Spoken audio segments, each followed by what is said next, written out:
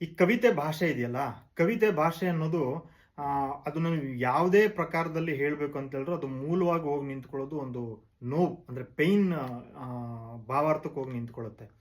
So ಯಾವುದೇ ವಿಡಂಬನೆ ಹೇಳಬೇಕು ಅಂತ ಹೇಳಿದ್ರು, ರಾಜಕೀಯ ಹೇಳಬೇಕು ಅಂತ ಹೇಳಿದ್ರು, ಪ್ರೀತಿ ಹೇಳಬೇಕಂದ್ರೂ, ಸ್ನೇಹ ಹೇಳಬೇಕಂದ್ರೂ, ಯಾವುದೇ ಪ್ರಕಾರದಲ್ಲಿ ನೀವು ಕವಿತೆ ಮುಖಾಂತರ ಹೇಳಬೇಕು ಅಂದ್ರೂ ಅದು ನಿಮಗೆ ಒಂದು ಪೈನ್ ವಿಚಾರಕ್ಕೆ ಭಾವಾರ್ಥಕ್ಕೆ ಹೋಗಿ ನಿಂತ್ಕೊಳ್ಳುತ್ತೆ.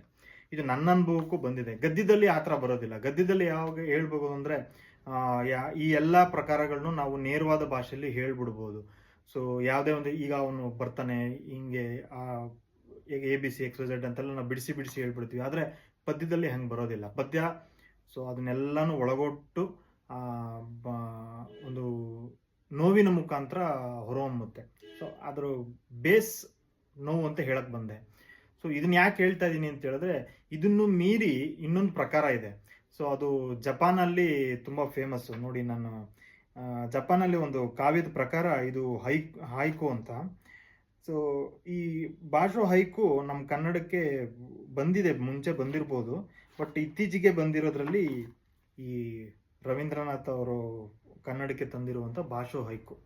ಸೊ ಇದ್ರ ವಿಶೇಷ ಏನು ಅಂತ ಹೇಳಿದ್ರೆ, ನಾವು ಕವಿತೆ ಓದಬೇಕಾದ್ರೆ ಅದೊಂಥರ ಒಂದು ಪದ್ಯ ಒಂದಷ್ಟು ಉದ್ದ ಇರುತ್ತೆ, ಅದರಲ್ಲಿ ಪ್ಯಾರಾಗಳಿರುತ್ತೆ ಅಥವಾ ಒಂದೇ ಕಂಟಿನ್ಯೂಷನ್ ಇರುತ್ತೆ, ಆ ಲೈನ್ಸ್ ಇರುತ್ತೆ, ಅದಕ್ಕೊಂದು ಮ್ಯಾಥಮೆಟಿಕ್ಸ್ ಇರುತ್ತೆ.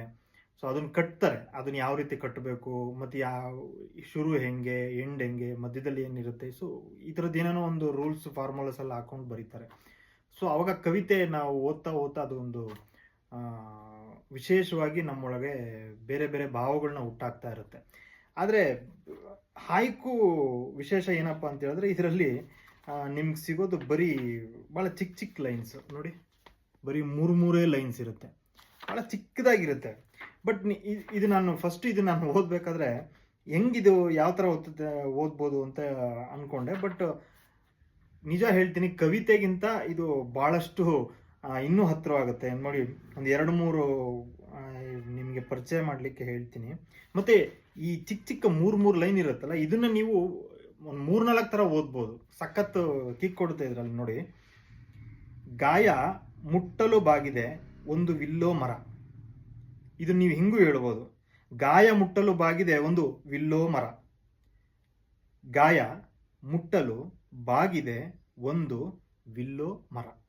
ಸೊ ಬೇರೆ ಬೇರೆ ನೀವು ಎಷ್ಟು ಸತಿ ಓದಿದ್ರು ಇದು ಭಾಳಷ್ಟು ಹೊಸ ಥರ ಕಿಕ್ ಕೊಡುತ್ತೆ ಇದು. ನೋಡಿ, ಯಾವುದೋ ಗಿಡದ ಹೆಸರಿಲ್ಲದ ಹೂ ಎಂಥ ಗಮಲು, ಯಾವುದೋ ಗಿಡದ ಹೆಸರಿಲ್ಲದ ಹೂ ಎಂಥ ಗಮಲು, ಯಾವುದೋ ಗಿಡದ ಹೆಸರಿಲ್ಲದ ಹೂ ಎಂಥ ಗಮಲು. ಬೇರೆ ಬೇರೆ ಥರ ಓದ್ಬೋದು, ಭಾಳ ಸಖತ್ತಾಗಿದೆ ಇದು. ನೀವು ಇದು ಎಲ್ಲನೂ ಓದ್ಬಿಡ್ಬೋದು. ಒಂದು ಕಾಫಿ ಜೊತೆ ನೀವು ಸಂಜೆ ಹೊತ್ತು ಇಟ್ಕೊಂಡು ಕೂತ್ಕೊಂಡ್ರೆ ಭಾಳ ಮಜಾ ಕೊಡುತ್ತೆ ಇದು. ಸೊ ಇದರಲ್ಲಿ ಇನ್ನೊಂದು ಯಾವುದೋ 1-2-3 ಓದಿದೆ, ಭಾಳ ಚೆನ್ನಾಗಿತ್ತು. ಮಗು ಗೀಚಿದ ಗೆರೆಗಳಲ್ಲಿ ಅಮ್ಮನ ಹೆಸರು. ಮಗು ಗೀಚಿದ ಗೆರೆಗಳಲ್ಲಿ ಅಮ್ಮನ ಹೆಸರು. ಏನು ಚೆನ್ನಾಗಿದೆ ನೋಡಿ. ಸೊ ನೀವು ಓದ್ತಾ ಇದು ಭಾಳ ಬೇರೆ ಬೇರೆ ಅರ್ಥದಲ್ಲಿ ನಿಮಗೆ ಮಜಾ ಕೊಡುತ್ತೆ. ಇದೊಂದು ಲಾಸ್ಟ್ ಒಂದು ಓದ್ತೀನಿ ನೋಡಿ. ಆಹಾ, ಶರತ್ಕಾಲದ ಹೂ ತೊಟ್ಟಿನ ಹಾಗೆ, ಹೂವು ಹೂವಿನ ಹಾಗೆ. ಆಹಾ, ಶರತ್ಕಾಲದ ಹೂ ತೊಟ್ಟಿನ ಹಾಗೆ, ಹೂವು ಹೂವಿನ ಹಾಗೆ. ಸೊ ಇದರಲ್ಲಿ ಟೋಟಲ್ಲು ಒಂದು ಕರೆಕ್ಟಾಗಿ 500 ಭಾಷೋ ಹೈಕುಗಳಿದೆ ಇದರಲ್ಲಿ. ಸೊ ಈ 500 ಕೂಡ ಇದೇ ಥರ 3 ಒಂದೊಂದೇ ಪದ 3 ಲೈನು. ಭಾಳ ಮಜವಾಗಿದೆ, ನೀವೆಲ್ಲರೂ ಓದಬೇಕು. ಸೊ ರವೀಂದ್ರನಾಥ್ ಅವರು ಕನ್ನಡಕ್ಕೆ ಭಾಳ ಚೆನ್ನಾಗಿ ತೊಗೊಂಬಂದಿದ್ದಾರೆ, ಭಾಳ ಇಷ್ಟ ಆಗುತ್ತೆ. ಮತ್ತು ಇದು ಅಲ್ಲಲ್ಲಿ ರೇಖಾಚಿತ್ರಗಳಿದೆ ಈ ಪುಸ್ತಕದ ತುಂಬ. ಸೊ ಓದಿ. ಈ ಪುಸ್ತಕದ ಬೆಲೆ 150 ರೂಪಾಯಿ. ನಮ್ಮ ಬೀಟಲ್ ಬುಕ್ ಶಾಪ್ನಲ್ಲಿ ಲಭ್ಯ. ನಮ್ಮ ಆನ್ಲೈನಲ್ಲಿ ನೀವು ಮನೆಗೆ ತರಿಸ್ಕೋಬೇಕಂದ್ರೆ ನಮ್ಗೆ ಗೊತ್ತಲ್ಲ, ನಮ್ಮ ವಾಟ್ಸಪ್ ನಂಬರ್ಗೆ ವಾಟ್ಸಪ್ ಮಾಡಿದ್ರೆ ನಾವು ಕಳಿಸ್ಕೊಡ್ತೀವಿ. ವಿಜಯನಗರದಲ್ಲಿ ನಮ್ಮ ಅಂಗಡಿ ಇದೆ, ಇಲ್ಲೂ ಕೂಡ ಬಂದು ನೀವು ಕೊಳ್ಳಬಹುದು. ಧನ್ಯವಾದ.